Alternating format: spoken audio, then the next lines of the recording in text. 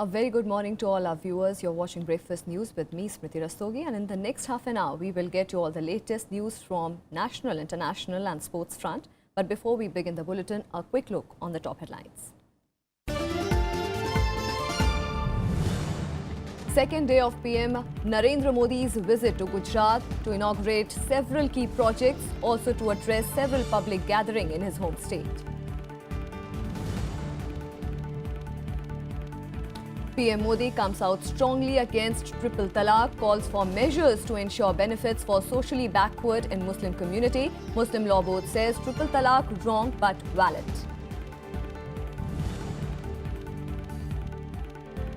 Police files FIR against army for tying man to a jeep in Jammu and Kashmir. Government says it will stand by the army in the human shield row.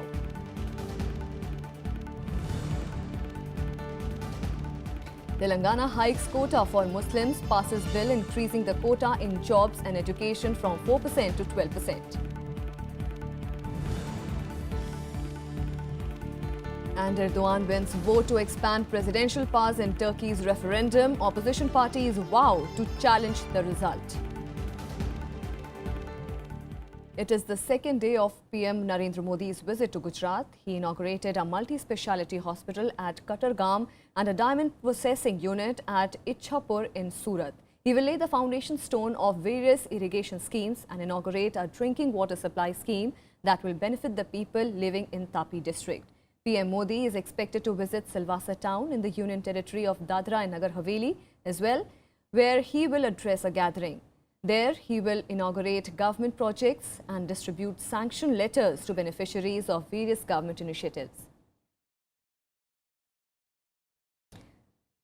And we will take you live to Surat, where Prime Minister Narendra Modi is addressing public after the launch of Super Speciality Centre there. आरोग्य सेवा उपलब्ध हो, हर किसी को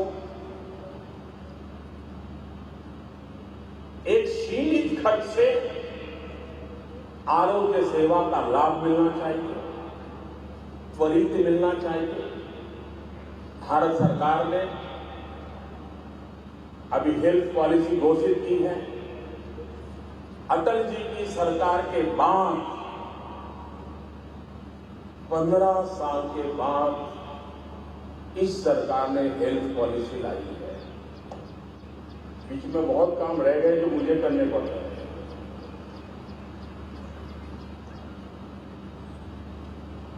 अब दवाइयां, मैं गुजरात में था तो आपको मालूम है बहुत लोगों को मैं नाराज करता था। अब दिल्ली में गया हूं तो देश में भी बहुत लोगों को नाराज करता रहता हूं। हर दिन एक काम करता ऐसा है कि कोई कोई तो मेरे से नाराज हो ही जाता है। अब जो दवाइयां बनाने वाली कंपनियां जिस इंजेक्शन के कभी 1200 रुपया लेते थे, जिन गोली की कभी कभी 350-400 रुपया लेते थे, हमने सबको बुलाया, वो क्या कर रहे हो, कितनी लागत होगी, क्या खर्चा होगा, और नियम बना करके जो दवाई 1200 में मिलती थी वो 70-80 रुपये में कैसे मिल जाए, जो 300 रुपये में मिलती थी वो 30 रुपये में कैसे मिल जाए। करीब 700 दवाइयां उसके दाम तय कर लिए ताकि गंभीर से गंभीर बीमारी में गरीब से गरीब व्यक्ति को सस्ती दवाई मिले। ये काम किया। दवाई बनाने वाले मुझसे कितने नाराज होंगे इसका आप अंदाज कर सकते हैं। आज हार्ट पेशेंट, हर परिवार में चिंता रहती है हार्ट की। हर गवर्नमेंट भोजन के टेबल पर खाने की चर्चा होती है, वजन कम करो, कम खाओ, चर्चा होती है, करते नहीं है कोई, लेकिन डाइनिंग टेबल पे चर्चा जरूर होती है। हर किसी को हार्ट अटैक की चिंता रहती है और हार्ट में स्टेंट लगवाना। अब हम लोग जानकार तो है नहीं, डॉक्टर कहता है ये लगवाओगे तो 30-40 हजार रुपया होगा। पेशेंट पूछता है जिंदगी का क्या होगा, वो कहता है ये लगवाओगे तो 4-5 साल तो कोई प्रॉब्लम नहीं होगी। फिर दूसरा बताता है कि ये लगवाओगे, इंपोर्टेड है तो 1.5 लाख रुपया लगता है, ये लगवा दिया तो फिर जीवन भर देखने की जरूरत नहीं है। तो गरीब आदमी भी सोचता है यार 40,000 खर्च करके 4 साल जीना है तो 1.5 लाख खर्च करके जिंदगी अच्छी तो न गुजारो, 1.5 लाख वाला नहीं देता है। मैंने स्टैंड वालों को बुलाया, मैंने कहा बताओ भाई कितना खर्चा होता है, तुम इतने रुपये मांगते हो। साल भर उनसे चर्चा चली, आखिरकार 2 महीने पहले हमने निर्णय कर दिया जो 40,000 रुपये में स्टैंड मिलता है वो उनको 6-7 हजार रुपये में बेचना पड़ेगा, देना पड़ेगा। जो 1.5 लाख में देते हैं वो 20-22 हजार रुपये में देना पड़ेगा, ताकि गरीब से गरीब व्यक्ति को affordable. And earlier, at the conclusion of the 2-day national executive meet of BJP in Bhubaneswar, 2 resolutions were passed. A resolution thanking Prime Minister Narendra Modi for the commission of the OBC bill was passed at the conclave, which hosted top leadership of the party. Another resolution condemned the manner in which the Congress and other parties are playing politics in this connection and stalling the bill. The meeting also focused on the government schemes for poor and reiterated party's commitment towards poor. Party described the success of the meet as the love of the people of Odisha for Prime Minister Narendra Modi. The executive meet also made it clear that the Saffron Brigade is focusing on the 2019 Odisha Assembly elections. Meanwhile, Prime Minister Modi pitched the formula of the proactive and pro-people governance and exuded confidence about the NDA government coming to power yet again in 2022. While addressing the meeting, Prime Minister said that the focus of the present dispensation is on the Janadhan, Vandhan and Jaldhan. He also expressed his disappointment over the opposition raking up the authenticity of EVMs. BJP में उड़ीसा में BJP को लाना है, इतना ही बस हमारा। प्रधानमंत्री के समारोह में जो विचार उन्होंने रखे उसका सूत्र स्वाभाविक रूप से हमारे इस कार्यकारिणी की थीम अंत्योदय के विचार की थी। अंत्योदय ये हमारे पार्टी का सामाजिक आर्थिक चिंतन है। प्रधानमंत्री ने कहा है कि 2022 तक की तैयारी अभी से, जब 75 साल ये देश होगा तो 2022 की तैयारी अभी से देशवासियों को करनी चाहिए। पिछड़े वर्ग आयोग को संवैधानिक दर्जे का दर्जा देने का जो ऐतिहासिक फैसला मोदी सरकार ने किया है, उसके लिए सरकार को बधाई देने वाला और विपक्ष ने जो रुख राज्यसभा में अपनाया है उसके बारे में टिप्पणी करने वाला प्रस्ताव आज हुआ।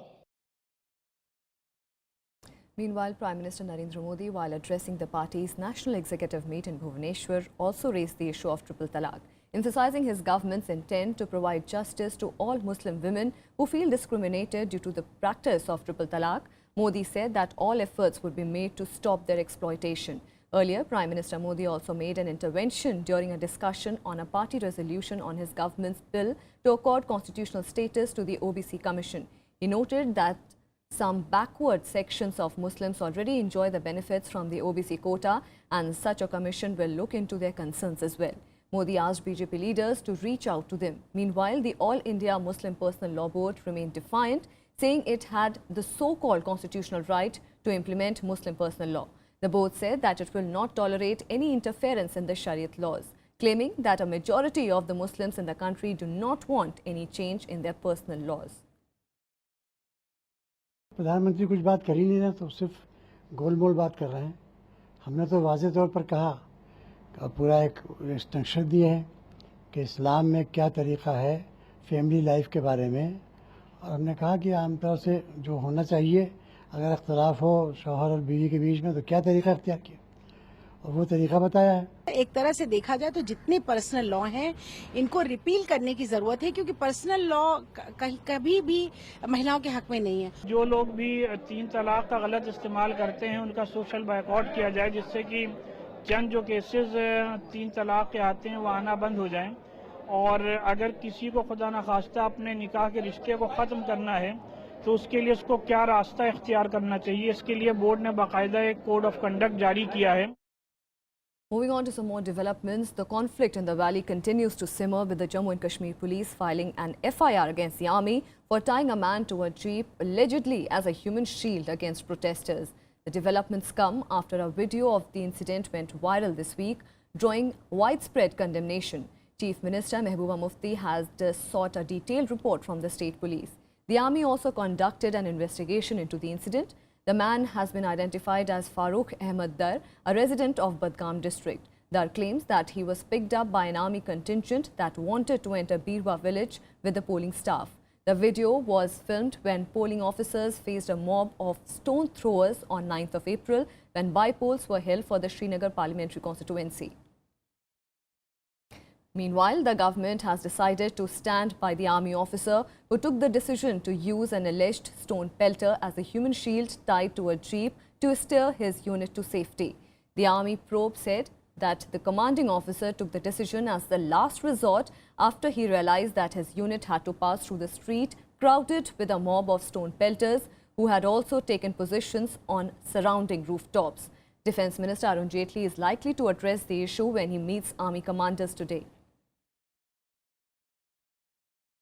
Meanwhile, with militants continuing to target the houses of policemen in the valley, Jammu and Kashmir police have issued an advisory asking their men to stop visiting their homes for the next few months, especially in South Kashmir.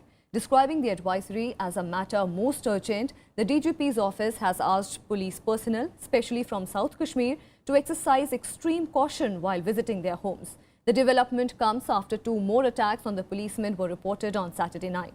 In the latest incidents, suspected militants barged into the homes of 2 policemen in South Kashmir's Shopian district and asked them to leave their jobs. In the incident in Hajipura village, suspected militants barged into the house of a policeman, assaulted him and broke the window panes of the building. In the second incident at Mildura village, masked militants barged into the home of another policeman and ransacked his house. The militants asked his family to tell him to quit his job. And raking up the Jammu and Kashmir issue on the social media, senior Congress leader P. Chidambaram said that a muscular policy will not resolve the issue. Chidambaram took to Twitter and wrote that every government in Jammu and Kashmir and even government at the centre has responded to the challenge with more warnings, more troops and more laws. While senior Congress leader Digvijay Singh said that it is important to win over people of Kashmir who were being killed both by the terrorists and the security forces.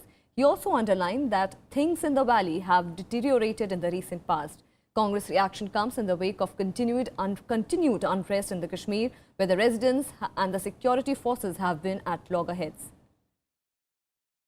And counting of votes in the Malappuram by-poll, which was held on April 12th, begins today. About 71% voting was recorded in the by-poll of Malappuram Lok Sabha seat in Kerala. By-poll was necessitated following the demise of former Union Minister and IUML leader E. Ahmed. Congress-led UDF candidate P.K. Kunhalikuttu of the Indian Union Muslim League, CPIM's M.B. Faisal of ruling LDF and BJP nominee N. Sri Prakash are the main contestants in the fray. And Nepalese President Vidya Devi Bhandari is on a 5-day visit to India. During her maiden visit, she will meet the senior leadership besides visiting temples in Gujarat and Odisha. This is her first state visit abroad after assuming the office in October 2015. She is visiting at the invitation of President Pranab Mukherjee. Her visit will reflect the priority that India attaches to further strengthening the age-old and unique partnership with Nepal, shared cultural and historical linkages and strong people-and-people relationship with Nepal. She is expected to meet President Mukherjee, Vice President Mohammad Hamid Ansari, Prime Minister Narendra Modi, Home Minister Rajnath Singh, External Affairs Minister Sushma Swaraj. The bilateral ties between the two nations had faced turbulence last year due to the Madhesi agitation and subsequent blockade which halted the supply of essential goods to landlocked Nepal from India. Honorable Vice President, Home Minister, External Affairs Minister, Finance Minister will call on the visiting dignitary on 18th of April. Honorable President of India will be hosting a state banquet in honor of the visiting dignitary in the evening of 18th. The President of Nepal will also be attending a business event on 18th April. A word on our energy cooperation. I must say that the energy cooperation between our two countries is witnessing a new high with the approval by the Union Cabinet last month, to be precise, the CCEA, on investment of rupees 5,723 crores. On some more news, Telangana Chief Minister K. Chandrasekhar Rao has increased quota in jobs and education for Muslims from 4% to 12%, fulfilling his pre-election promise. At a special session of the Assembly held on Sunday, hike in quota from 6% to 10% for scheduled tribes was also the part of the same bill. The proposed quota hike takes reservations from the present 50% to 62% in Telangana. The BJP has, however, opposed the move, dubbing it as communal politics.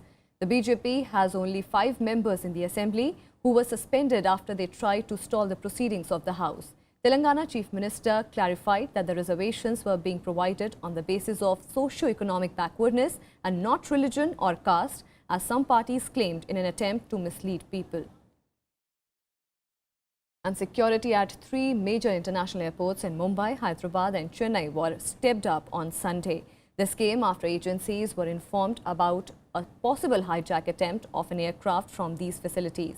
Officials said that Mumbai police had received an email from a woman who said that she overheard 6 men talking about a possible aircraft hijack attempt at these facilities. Special anti-sabotage sweeps were being undertaken at these airports, and security agencies, including the CISF, are on high alert. The CISF called in its sniffer dog squads and quick reaction teams for undertaking sanitization drill at the airports. Meanwhile, police are probing the contents of the email and trying to get in touch with the sender. Citing prevailing environment, Chief Election Commissioner Naseem Zaidi has urged the government to speed up the release of funds for timely procurement of the paper trail machines so that they can be deployed at the 2019 Lok Sabha elections.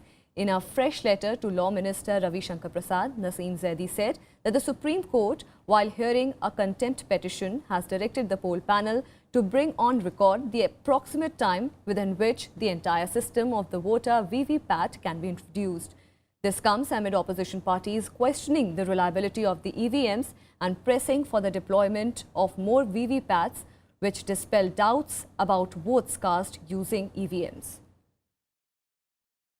And here are more updates from across the country nationwide.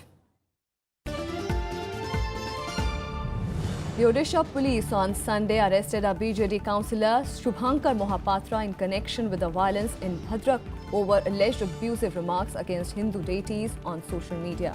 According to the senior official, the night curfew remained in force even as normalcy has returned to the violence-hit town.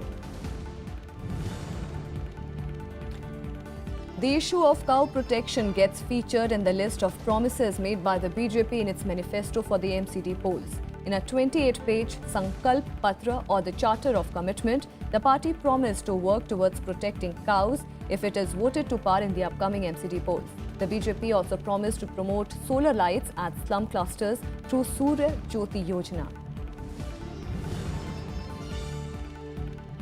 The Delhi unit of Congress on Sunday accused the centre of being complicit in taking action against Chief Minister Arvind Kejriwal and others who were indicted by the Shunglu Committee. Delhi unit president of Congress Ajay Makan, accompanied by others, observed Maun Vrat at Rajghat to press for registration of FIR against Arvind Kejriwal.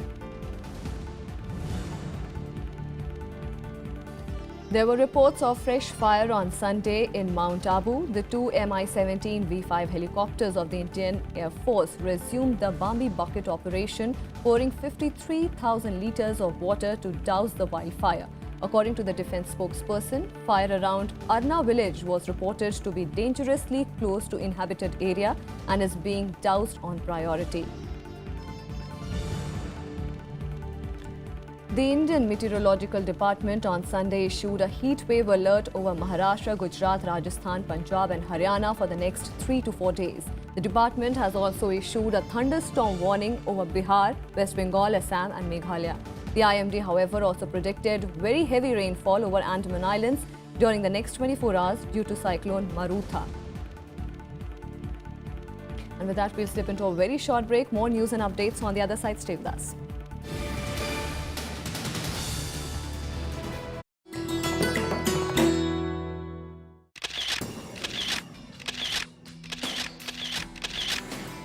The splendid, grand and massive neo-Buddhist copper dome of the Rashtrapati Bhavan. It gets its influence from stupa at Sanchi. The dome is more than twice the height of the rest of the building. The reinforced concrete shell of the outer dome began to be formed during the beginning of 1929. The last stone of the dome was laid on April 6, 1929.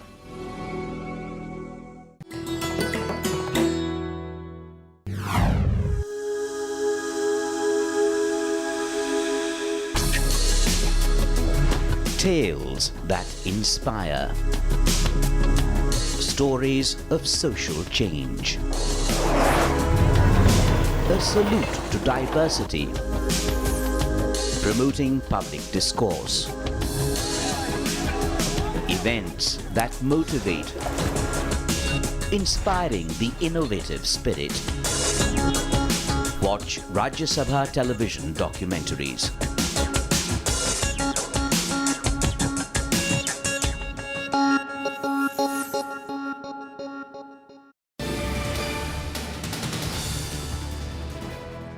Welcome back and on to some news from the international front. Turkish President Recep Tayyip Erdogan has narrowly won a referendum to expand presidential powers, which could keep him in office until 2029. With 99.45% of the ballots counted, the Yes campaign had won 51.37% and No 48.63%, and the Electoral Board called victory for Yes. As the jubilant Erdogan supporters rallied in the big cities, pots and pans were banged in Istanbul by opponents of the referendum in a traditional form of protest. After the result, Erdogan said the clear victory needed to be respected. Erdogan supporters say replacing the parliamentary system with an executive presidency will modernize the country.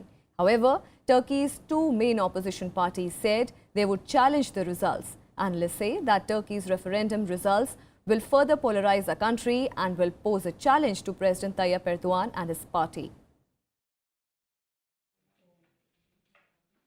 Halk oylamasının sonuçlarının ülkemiz ve milletimiz için hayırlı olmasını diliyorum. Milletimiz bir kez daha gerçekten çok müstesna.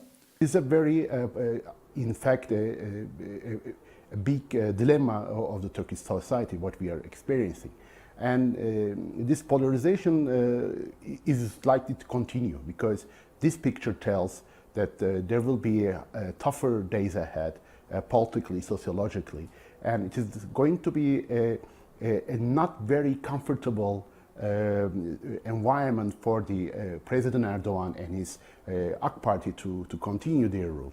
So we will see this division within the Turkish society and its reflections on the political arena in the coming days and weeks ahead. And activists say that at least 68 children were among the 126 people killed in Saturday's bomb attack on buses carrying evacuees from besieged Syrian towns. A vehicle filled with explosives hit the convoy near Aleppo on Saturday, with Syrian Observatory for Human Rights saying at least 109 evacuees from the government-held towns were killed, along with 8 workers and rebel soldiers. The explosion shattered buses and set cars on fire, leaving a trail of bodies as the convoy waited in the rebel territory near Aleppo. The evacuees attacked were being moved from Foaha and Kefraya, mostly Shia Muslim government-held towns, which have been encircled by rebels and jihadists since March 2015. The planned evacuation was part of the 4-town deal, where thousands of civilians in towns under siege by both the sides would be allowed to leave. No group has claimed the responsibility for the bus attack. Separately, several people, mostly children, are reported to have been injured by shelling in the capital Damascus. In his Easter Sunday address, Pope Francis called the bombing a whale attack on fleeing refugees. Il pastore risorto si fa compagno di strada di quanti sono costretti a lasciare la propria terra a causa di conflitti armati, di attacchi terroristici, di carestie, di regimi oppressivi. And a look at what else is making news across the world in World Wrap. Clashes erupted between riot police and protesters at a demonstration against National Front leader Marine Le Pen on Sunday, 1 week before France's presidential election. The protest in a northeast suburb of Paris was called ahead of a rally with the far-right presidential candidate on Monday. Meanwhile, French President François Hollande said that he would feel personally responsible if Marine Le Pen wins France's upcoming presidential elections. 7 migrants died in the Mediterranean off the coast of Libya while trying to reach Europe on Sunday. As per earlier reports, 20 people had died. Co-founder of the Malta-based migrant offshore aid station said that the discrepancy was due to the confusion in the communication between the two ships involved in the rescue operation. US Vice President Mike Pence, pledging an unshakable commitment to the South Korea, landed at a US military base next to the demilitarized border with North Korea a day after a failed missile launch by North. Pence is on a 4-nation Asia tour aimed to showcase that Trump administration will not turn its back on the increasingly volatile region. The United States, its allies and China are working together on a range of responses to North Korea's latest failed ballistic missile test. And news from IPL. Rising Pune supergiant won over Royal Challengers Bangalore, while Mumbai Indians beat Gujarat Lions in Sunday matches. Royal Challengers Bangalore faltered yet against on home turf, losing to rising Pune supergiant by 27 runs on Sunday night. It was Royal Challengers' second straight defeat at home, and they are languishing at the bottom of the table. Meanwhile, it was a much-needed victory for Pune, who had lost their last 3 matches. Set to get 162, Royal Challengers never got going, with both Virat Kohli and AB de Villiers not able to stay at the wicket long enough to produce a substantial knock. Pune put up an impressive bowling performance, and Royal Challengers could only put up 134 runs in their allotted 20 overs. In the other match of the day, Mumbai Indians easily defended Gujarat Lions' score of 176 with 6 wickets and 3 balls to spare. Nitish Rana scored his second match-winning 50 of the season at number 3 to help Mumbai Indians chase down the score at Wankhede Stadium. Promising Indian shuttler B. Sai Praneeth clinched his maiden Super Series title at the Singapore Open after defeating compatriot K. Srikanth in a historic All-Indian final on Sunday. The two players dished out an engaging opening game before Praneeth staged a remarkable comeback to dominate the proceedings. World number 30, Praneeth, who had won the Canada Open Grand Prix last year and reached the Syed Modi Grand Prix Gold Final this year, outmaneuvered Srikanth by 17-21, 21-17 and 21-12 in the summit clash of the event.